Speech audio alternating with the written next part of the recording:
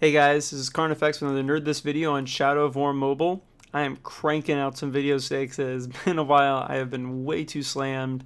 Um, yeah, I had to stop there for a few minutes though because I was at the Summoners War the World Arena earlier today, and I had to watch the final, and we all got Devilmon. So high five. If you don't know what I'm talking about, you don't play Summoners War, it's okay. I only started playing 10 days ago. Finally figured out it's a great game. You should probably check it out if you like RPGs. They're good. All right. So today, this is later today. We're doing a few videos today. This video is the first installment in the class video series. So I'm just gonna go in depth as to which traits you want because of the stats for that orc. And because of the role of that orc. The commander is definitely the most different of all of them. There are only kind of really minor differences between the rest. So I'm going to try and shotgun a bunch of those. We will see if I can get into a second one in this. But because it is so different, it may take a little while. And because it's the first one too. Not trying to give you guys a separate video for everyone just so I can get like, oh, now I got more videos, more views. More orcs, not more videos. Let's hit it. So this is for the commanders. You can see like a little tab there of the commanders there. So with these traits, you want to improve the stats relative to the role of that orc. And to make it easy on myself, I kind of create, it's kind of arbitrary, but I want to be really selective with my battle quality orcs because you are going to be putting a lot of effort into farming glory to promote these orcs. So, I mean, you want to make sure it's one you're going to be keeping for a really long time. So basically, if it's in gold, you kind of see like a little key here, right? This is mine. You can do whatever kind of way you want to do it. Set whatever standard you want. I gotta remember to silence my phone. Anyway, so if it's in the gold, if it has the gold background, then it's gonna apply 0 points. If it's silver, then 1. Bronze is 2, white is 3, and red is it ruins your orc. It straight up ruins the orc. The one that you maybe could use it very early on for like job quality, like job tier orcs. So you see, look, I have a 3 battle, job, and then glory fodder. If it is too many points, or if there's a red thing on it, it exists to feed your good orcs, and it has no other purpose in life. So for the tanks, this is, and again, disclaimer, because I do believe that orcs will be used for more than the current content that we have, which is missions, and then the scenarios. I think they will be used against heroes of our opponents, but for this video, I am just talking about them fighting in the scenarios, right? Because for the jobs, all you have to do is, okay, does it have a one of the traits that gets a 2 times bonus? Great, now I'm doing that. That's not complicated. It's a little more if you haven't done a lot of MMOs, you haven't done a lot of RPGs, to maybe kind of figure out, well, it sounds good to regenerate HP every second, but it also sounds good to have armor. Which one's better? So that's what I'm going into. I'm going to help you break that down, and then you get to be your own person, decide who you're putting your crap into. I will say, like, I have killed over 900. I feel like I'm approaching 1,000 orcs. I was going really slow there for a couple weeks, and I basically lambasted orcs out the gate. And I have like 6 or 7 keepers.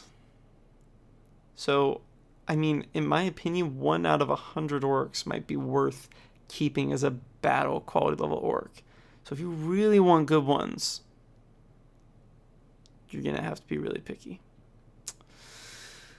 Right, so if it's, again, PvE only, the perfect orc would have the commander orc, and I talked about this a little bit in my the more orcs, right, that I just posted. You want one orc commander with cursed aura, and you want one with Graug Hunter, because there are certain scenarios where Graug Hunter is better because it mitigates damage by killing the enemy faster, so it puts out less damage. And then you want cursed aura because then you have less damage coming in, so it's mitigated that way. There's certain scenarios where each is better. Watch the More Orcs, MOAR, More Orcs video if you haven't already, and you'll understand all that. But I did that there, so I wouldn't have to do it on every single one of these videos. Here we go. Reinforced armor, boosting the armor. Simple. Boosting the ability defense. Slayer of Orcs. I know empowered defense is here, and it's only a smidgen worse than reinforced armor. The thing you need to remember about these guys is that commanders have more ability defense than armor. So even though it's a lower percentage, you're essentially getting the same stat boost. Which does mean you're increasing it by a higher percentage, obviously, with the armor, but I've never seen an empowered defense and a reinforced armor on the same orc. So they may prevent that from happening. So therefore, the better one of the two is the one that you put there. And if having empowered defense prevents reinforced armor, well, then I want reinforced armor, so I put it in the second tier. Slayer of Orcs, again, because for PvE content, you're not going to have difficulty with if you have difficulty with the Graugs, I don't understand. I basically retain HP while fighting Graugs. They're just not hard. And then, yeah, if you're having trouble with the mobs, I mean, you are really pushing it. And Slayer of Orcs is still going to be super relevant because you will have to kill the champion, and the champion will be harder to put down than the rest of those mobs unless you're just really inefficient with destroying the backline. So that would be like the golden PvE if you could have that set of 3, one with Cursed Aura, one with Graug Hunter. Great. I don't have one of those. You probably don't either. So here's how we make our choices, and we don't just wait until one of these pure gold, these 0 point orcs show up. So empowered defense, just a smidgen worse than reinforced armor, still really good. Again, if it's a 1, right? If it had resilient Slayer of Orcs and empowered defense, that is the second lowest possible value, and that's a positive thing in this situation. You want low points, like golf.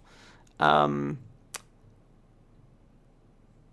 be great. This second tier, those are the silver ones. Those are great traits. They're just not quite as good as the ones above them. Quick healer. So minor disclaimer, not getting into for the theory crafting stuff on what they might be used later. Quick healer is terrible. So if you really want to jump ahead, because I know I haven't put out my theory crafting video yet on really what you want for those orcs for what I think is the inevitable content. You really don't want quick healer, and you don't want any racial abilities. So if you get one thing from all this for the theory crafting stuff, this is the one thing you're gonna get now. You don't want anything. You don't want quick healer, bloodthirsty, or regenerate. Tough is fine. Tough is fine for the future stuff that might come out.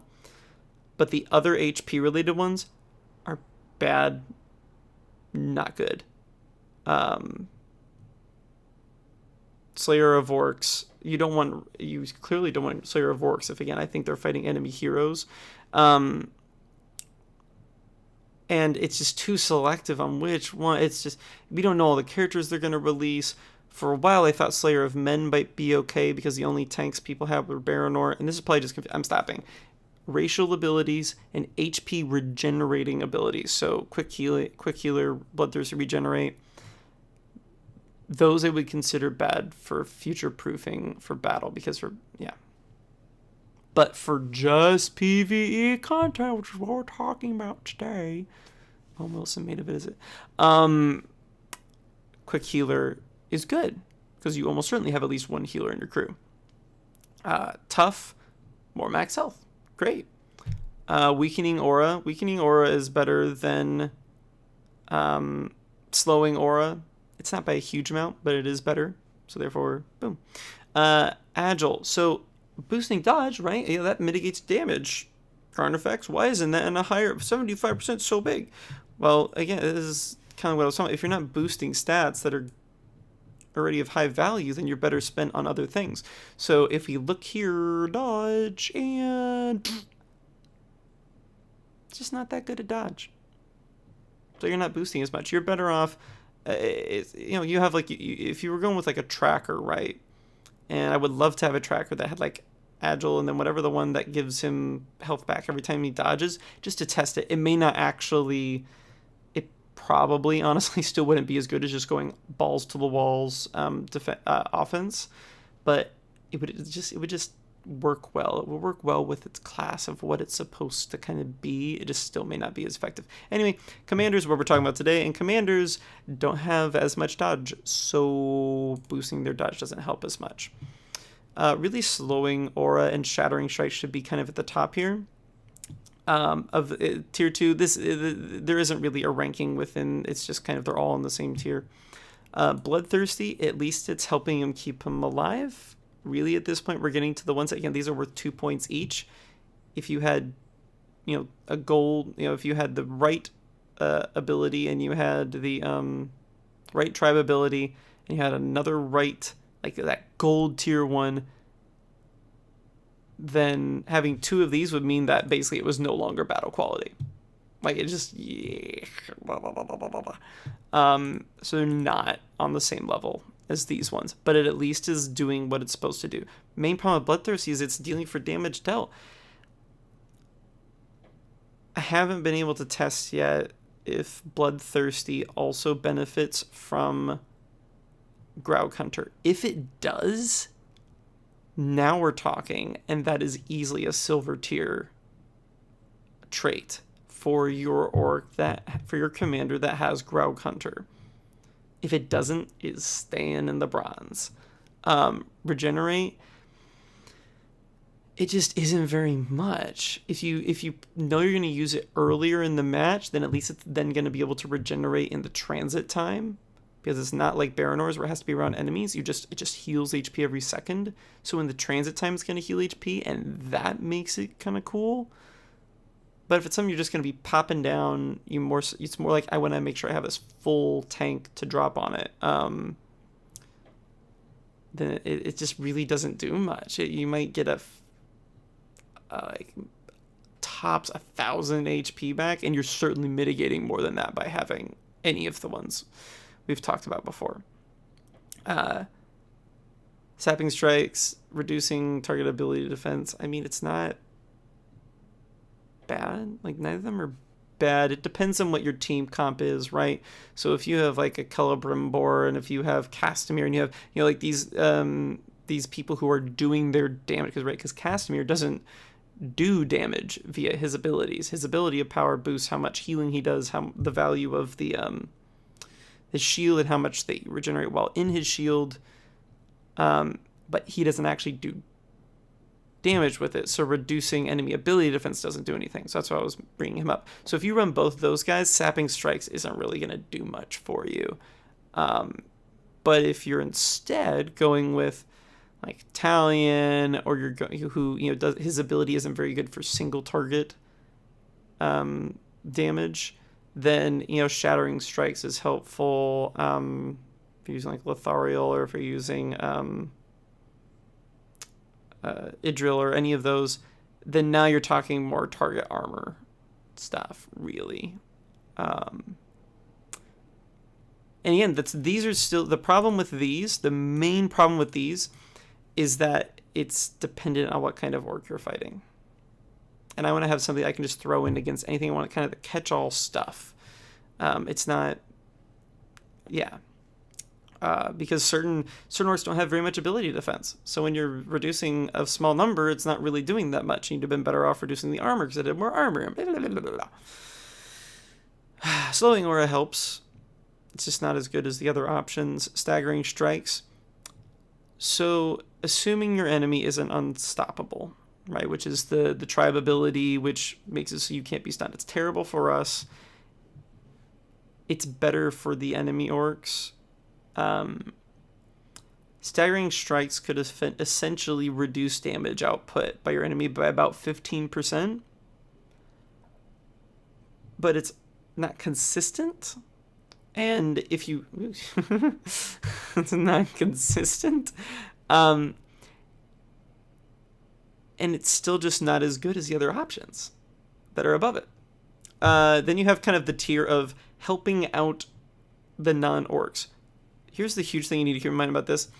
An orc of the same level and same star as a hero who is, kind of at level geared, that orc is going to have better stats. Like I had a Baronor that was 4-star, 4 and change, like he was kind of like partially to 5. It's like 4 and change star, and was the same level as my 4-star, level 50 Commander Orc. And the Commander's Orcs were significantly better. Not like, twice as good, but they were significantly better. So if you have the choice between boosting, because Fortifying Presence, right? Oh, well, I can boost the Baranor's armor because I'm kind of split tanking with my Commander and my Baronor. That's great. But boosting him by 15 and how that kind of maybe is more valuable because you're trying, again, like you're splitting, is nothing compared to the 70% boost. It just really isn't. You are doing something with these. You are at least doing something, and so it doesn't kill the orc. But I'll tell you this: I don't have a single battle tier orc that's battle quality orc that has points from that tier. I just had to separate them from these. Assassinate is really only good against commanders, and it's not. Because again, it only has a 30% chance to kill targets under 20 HP. On average, that means it's going to take approximately 3 hits from your orc while they are under 20% HP. That's not a very long period of time. So assassinate, on average, will maybe save you 1 or 2, like basically a round of hits, if it hits on average. The times where it hits faster, yeah, it'll kill it a little faster, but it does. Against DPS, especially those lower HP DPS, anything that's not a combat master or a trickster, 20% HP for them is very little. They're going to be dead very quickly. You may not even get 3 hits in before they die just due to raw damage output. So, Killer Instinct, again, because I value consistency and because of math, Killer Instinct is definitely superior to Assassinate on average. And Assassinate just frankly isn't that good. Cleaving Strikes, tanks don't really do damage. We go to their damage stats. Attack, last. Ability power, last. Crit rating, not great. Crit chances, shares the same as all of them. It's not even that accurate. It's armor, penetration, ability. It's not good at hurting stuff. It's good at not dying when it gets hurt. So that is affected by those stats. This is affected by those stats. This is affected by those stats. Fast Runner has killed. Fast Runner and Ravenous have been the one thing that have destroyed more otherwise perfect orcs. I hate Fast Runner. If you're ranged, it really doesn't matter. If you're melee, it rarely matters. And even when it matters, it barely matters. I hate Fast Runner so much. Honed Weapons, it doesn't do a lot of damage. So therefore, armor penetration, great, I'm penetrating and losing less of my little damage. Killer Instinct, at least Killer Instinct is flat. Like it's relative to level.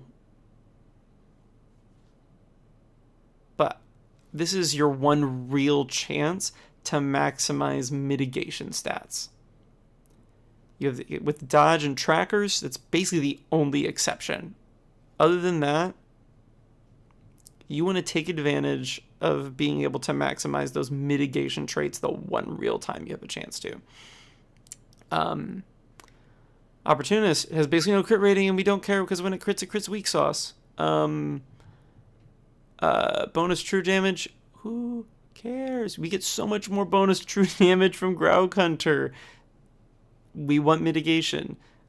Piercing, Precise, relentless, sharp mind, tainted aura, vitals. It's the same rejuvenating presence.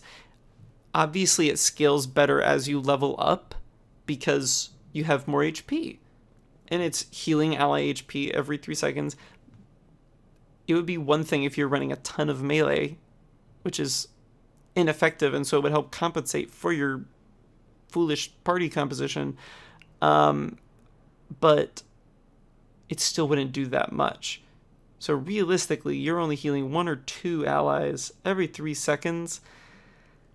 I mean, that could end up buying you 3 to 4 seconds in the arena, and that just doesn't. Yeah, for like 2 to 4 seconds, it just doesn't really seem to make sense to me. Yeah. So I already hit on all these. You want one with Cursed Aura, one with Graug Hunter if you're keeping to that 8-man crew, like I suggested.